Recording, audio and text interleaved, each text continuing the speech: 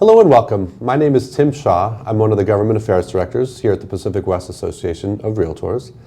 I have a special guest today, the Chief Executive Officer of the Orange County Transportation Authority, Mr. Darrell Johnson. Darrell, thanks for taking the time to be meeting with us. Absolutely, Tim. Thanks for the invitation. Happy to be here.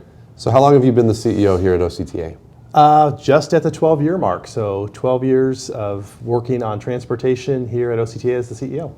Now, for realtors, of course, they spend a lot of time in their car. They're going to that listing, to this open house over here, and so we wanted to bring a message about transportation. So what does OCTA do exactly? Can you explain that? Absolutely. So we're pretty unique in the space of transportation in California. There's 58 counties in California. There's 3 counties, though, Orange County, Los Angeles County, and Santa Clara County near the San Jose area, that have a consolidated transportation function. And by that I mean that we do freeway funding and planning. We work on local streets and roads. We manage the bus system. We are the sort of the owner-operator of Metrolink.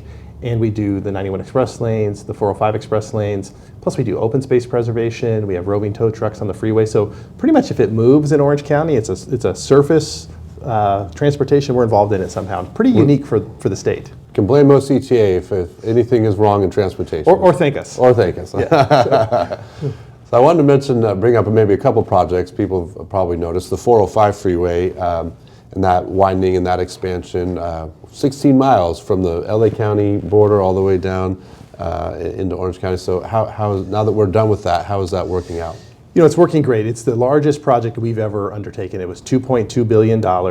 It went 16 miles, as you indicated, essentially from Costa Mesa to the LA County line, replaced 18 bridges, local city bridges, improved every on and off ramp, added tolled express lanes in the middle of the freeway, plus added a general purpose lane as well. But now we're about 12 months, 1 full year of operations past opening day.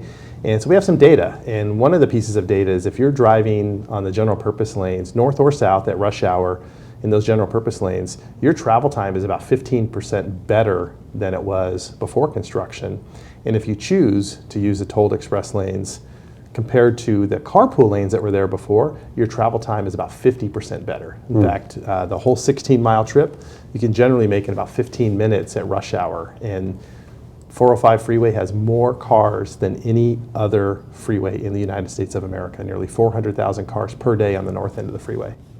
I believe sometimes when you do an improvement on a freeway, the neighboring streets and roads also tend to actually improve as well. Do we think we are seeing that? We feel very confident that we're finalizing some analysis now, but when freeways get overloaded, people take the natural path of least resistance, which is maybe get off the freeway, try to move around. Technology in recent years like Waze, Apple Maps, Google Maps give people different choices. So that sort of demand that moves off the freeway, now by working on the freeway, making the freeway work better, making the ramps work better, modifying those bridges, we're pretty confident that we're going to see some improvements in the local streets and roads that have those local interchanges in, Fountain Valley, Costa Mesa, Huntington Beach, Westminster, Seal Beach. We think that's going to be very positive as well. And that was a goal as part of the project as we were planning it. Can you mention how the 5 freeways, that project is coming along? Absolutely. So in South Orange County, we have a project on I-5 between the 73, which is essentially Laguna Niguel, to El Toro Road in the cities of Lake Forest and Laguna Hills. 6 miles, $664 million. We're 99% complete. In fact, we've opened all the ramps, all the lanes are open in the center segment. In late spring, maybe early summer, we should have all lanes, all ramps open, all local streets open, and they're going to be moving into planting landscaping. And when you do these big highway projects, when you start planting trees, then you know you're getting close to the end. So we're pretty excited about that. And that's a great project. A third of it was funded locally by OCTA, a third by the state government, and a third by the federal government. So a real good partnership project as well. And one more I want to ask you about is the 55 freeway. I drive once in a while and is notoriously congested, so I'm anxious to hear how that's coming. That's a tough segment. So we're working on the 55 between I-5 and 405. It's about a 4-mile stretch. It's about 35% done, and what we're doing there is we're adding a lane in each direction. We're rebuilding certain key on and off ramps, adding auxiliary lanes, which are those sort of weaving and merging lanes between on and off ramps to help traffic flow. We're also adding a second carpool lane, so when you're connecting on the 405 end or on the 5 end, you can stay in that carpool lane, make it right into the direct access ramp. There's about 260,000 cars a day on that segment, so it's pretty busy. It's also got a fair amount of truck traffic. We're pretty excited about it. It should be open in 2026, late 2026. We're about 35% done.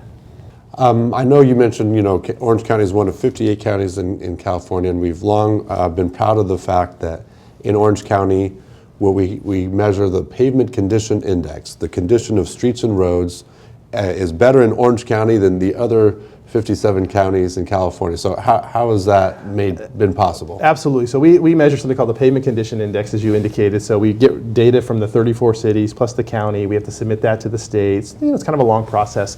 But since 1991, Orange County, OCTA, has been investing in local cities under Measure M1, which is a half-cent sales tax approved by the voters, and then Measure M2, which was renewed and started again in 2011, where we send on a regular basis, every 2 months, dollars back to the cities for pothole repair, pavement, and so this investment really of 30 years of every city taking the time and putting it together and putting those dollars back in, a very concentrated effort. When we measure this now, our pavement condition, it's basically a 1 to 100 scale, we're at 80, and that means that we are the best county in all of California. Statewide, the average is around 65, so we're significantly better. Some cities are higher than 80, some cities are a little less than 80, but as a county, we have the best pavement condition index of any other county. And I like to say, thanks to the voters on this, it didn't happen overnight and it didn't happen by accident. It took a concentrated effort from OCTA, the voters, and our local cities. They have to do the work to get those, to get the projects done. So it pays dividends. I'm sure everyone out there who's got a car and can thank OCTA for not having to replace their shocks so much. We've gotten rid of a lot of the potholes out Absolutely. there. Absolutely. So as far as, for home buyers, for real estate professionals, why would transportation matter? What is the message you might like to convey to them? Well, in the real estate world, you guys talk about location, location, location, right? And then I think the second thing is you talk about good school districts. I really think the third thing should be a transportation system that is not only managed well, but maintained well, because you're using that transportation system every day. The streets and road system, the freeway system, the local collector system, maybe the bus system or the rail system, and you're getting to school, you're getting to work, you're taking your kids places, medical appointments.